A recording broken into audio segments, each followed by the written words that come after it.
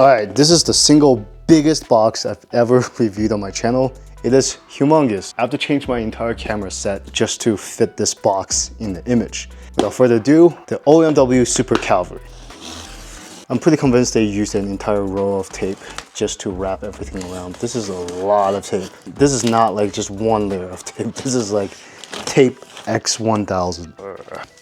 These are very good cardboard boxes. Sometimes you might get a poorly packaged electric skateboard. Even the box feels thin, and then it's the skateboard inside that's holding up the box rather than the box holding up the skateboard. From just the packaging, I can tell this is very firmly packed. The foam feels dense. The cardboard is hard as a rock. This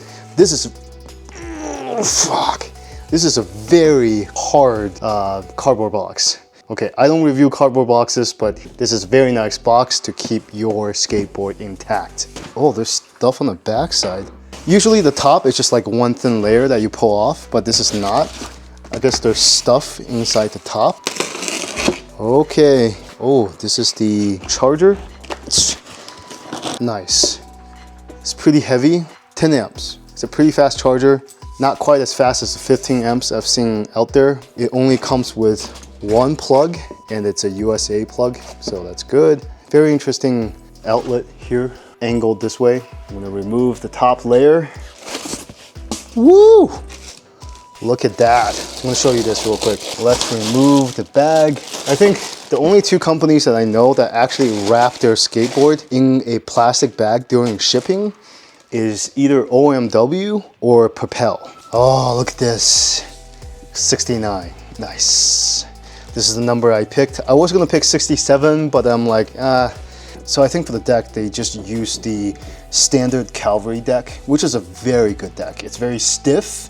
The edges flare up a little bit, and there is a dip down. The deck is very good for high speed. And then if we flip this over, we'll see that in the front, we're using the Mad Eskate 3-link trucks. These are very well built. If you buy this board, this truck will be pre-constructed for you. If you buy this truck off of Mad Eskate, you're gonna have to skewer this thing together. It will take anyone who has never done a 3-link truck at least 5 to 6 hours to put together both trucks. This is the way to go. And it looks very well put together for now. Everything looks about right. The linkages are in the middle for the front. We'll take a look at the back real quick.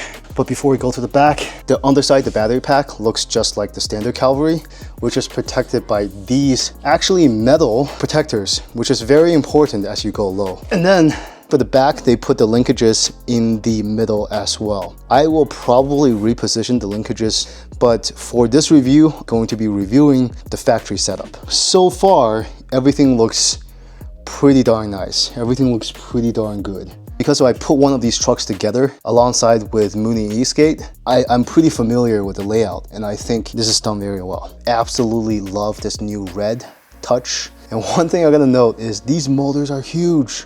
Holy shit, I forgot what size they are. I'm gonna put it on the screen. But these motors are definitely huge. Huge motors. Okay, this is a very well made and machined box with this red flare. Absolutely love that. I actually love how it's positioned in the back as opposed to in the middle of the board. Okay, I'm gonna take the board away for now, and we're gonna see what else is in the box. We got some extra belts, 380. Got 2 extra bushings. These are probably softer bushings. Pulleys. According to the inventory sheet, these are 60T. These Riptide bushings are 84A, and what's installed on my board is 90A and 87A. Bunch of spare bolts. Okay, there's more. So they included 2 sets of bearings. This one's for smaller diameter, and this one's for a bigger diameter. Oh, nice. The tires are from Limb Power, and the wheels are actually from Mad Wheels as well. These are very well made, very well designed. So out of the 4 wheels, every single one of their bearings came out and the spacers came out. So be sure to not lose these spacers. The Y tool, and we have a standard remote. I wish they upgraded the remote just a little bit. This feels very basic for a race board, but you know, this is a standard remote for Hobbywing, and it feels decent. Oh snap, it's an extra set of motor plates. I'm guessing if you don't want red and you just want black, you can swap to it. 24mm with the handlebar, some tools, and that's it. I will keep this in the box. I don't think I'm going to change the color. I like the red color. I think that looks good.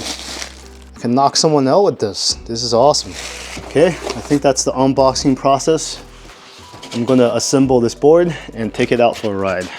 Hey, how's it going? Tech Steven here. So we're on the Super Cavalry. Super excited about this board. And I am on mode 1 right now. This is so crazy. Oh, not used to the turning dynamics. This thing leans hard. This has to be the most powerful mode 1 that I've ever tried. Normally on every single electric skateboard, I would skip 1 and 2, just go directly to 3. But this one, nope. I can actually stay in 1 for quite a bit. Let's give mode 2 a try. 3 links has 3 holes. And this is in the middle hole. The front truck is in the middle hole, and the rear truck is also in the middle hole. I think what I'm going to do in the future is to change that middle hole in the rear to the top hole, so the leaning angle on the rear would be much reduced. That will give me stability at higher speed. Right now, this is a very turny board. This is, oh my goodness, this is a very good. Oh, I love the way this thing carves.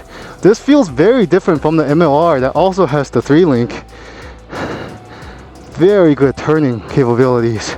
The thing about the 3-links is that it gives you these really sharp lean angles to allow you to really get into that turn, and it feels incredibly good. There's actually a pretty good amount of rebound as well.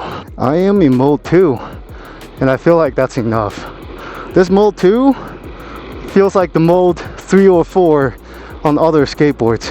Feels very powerful, but the motor engagement is very, very smooth. It gives you this really, really smooth acceleration curve, so that it's very accessible on streets like this, right? On trails or in a neighborhood. And I am still in mode 2 right now because this thing is so fast and it's so smooth. It's so gentle when you start, right? But if you need that power, you can just push it a little bit more and instant torque. And there's not a lot of that dead space. I would say the engagement is almost instant. The ability to tune it well like this is very, very difficult. I've had a lot of powerful boards that's just inaccessible to normal everyday riders, just because it just goes out of the gate with an explosion of torque. But this one is really smooth, and when you need it, it's right there, just a slightly more push, right? Let's give the brakes a little bit try. Oh, very strong brakes. And also with these slick tires, let's pretend the car's here, emergency brakes, very good. These 3-links feel very, very stable at speed, and when it carves really, really well. I think it's because the rear is set to the middle hole, so this board currently is very, very carvy. Oh my goodness. For those of you who don't know, this is marketed as a race board. You can of course race it with it, right? But you're not going to be able to compete with, you know, the $5,000, $7,000 stooge boards. Those get really, really low. So low to the point that you can't ride on normal streets. Some stooge board racer is going to call me out down below and say, yeah, I can be on the street, but the ground clearance on those boards are so low, you really have to pick your terrain. But for this board, this is kind of like a street legal board that took all the best technologies from racing and put it into like a road friendly board. See, it leans so hard that I have to keep up with speed. I slowed down a little bit there and I didn't have enough speed to keep that lean. Okay, I'm having so much fun with this board. This is pretty much a street legal, so very often you see, like in the car industry, that they look at the car and they say like, hey, this is a street legal version of our race car. We put all the bleeding edge racing technology into this one board, and that's what it feels like right here. One thing that I think a lot of real racers would be quick to point out is the deck height. The foot platform is above of the truck. So in a perfect racing scenario, you do want it to be super low. But I think after testing this board, if you're not racing at a pro level, this is perfect because you get that ground clearance and yet you still get like 90% of the derivative technology from the racing world. The Limb Power tires on here are very grippy as well. Again, they're not like the Supernovas complete race grade, but these are like 99% there. And if you use these Limb Power Next tires for like racing, for street use, dude, 100% enough. Okay, cool. We're in mode 3. Let's go. Oh, it's super loose right now. I just don't want to go very fast. Oh, but I can tell you, the throttle engagement is almost instant. Oh, I'm sorry. There's so much. This thing is so much fun. I just need it to be a little bit more stable because right now you see my legs. Is super loose and super carby right now. It's right out of the box setup, and this is for the heavier rider setup. There's actually a lighter rider setup as well, and I got for the heavier rider. I'm gonna take this to the street, and then I am going to go into the parking lot and do a few donuts and see how it turns in the current configuration.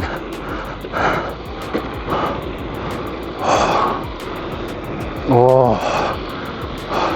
Love the acceleration curve. Whomever tuned this is really good. I'm reaching 30 miles per hour already in this super loose setup.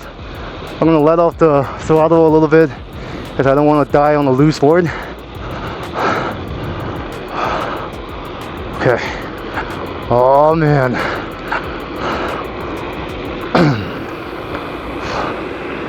This is so much fun. I think at MSRP is for like $1,600. If you use my coupon, it's around $1,600. And holy shit.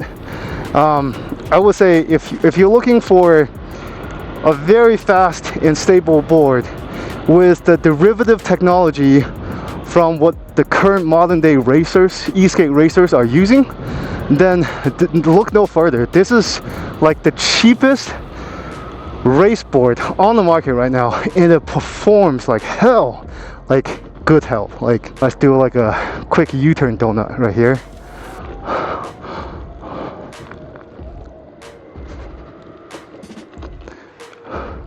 That was about 3 parking spaces. Maybe I just suck at turning.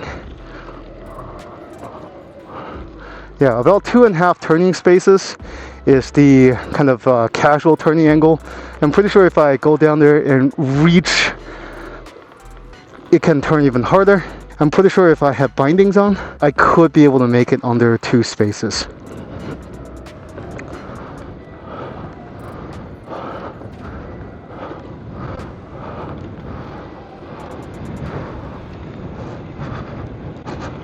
Just want to show you this. See, it's super loose, but it's super carby right now. It is not currently set up for speed, and I love the way this thing turns. Okay, and then I can hold this turn very well. Remember, this is in the middle of the winter. Most of the boards I have do see like a power decrease because of the cold temperature. So I would definitely expect what I'm feeling right now to be even more powerful. Once it gets a little bit warmer, I'm definitely going to be doing an acceleration test. So if you're looking for like the best performing and one of the best priced race board that's street legal, that's street accessible, then look no further. Look at this one. This one's great.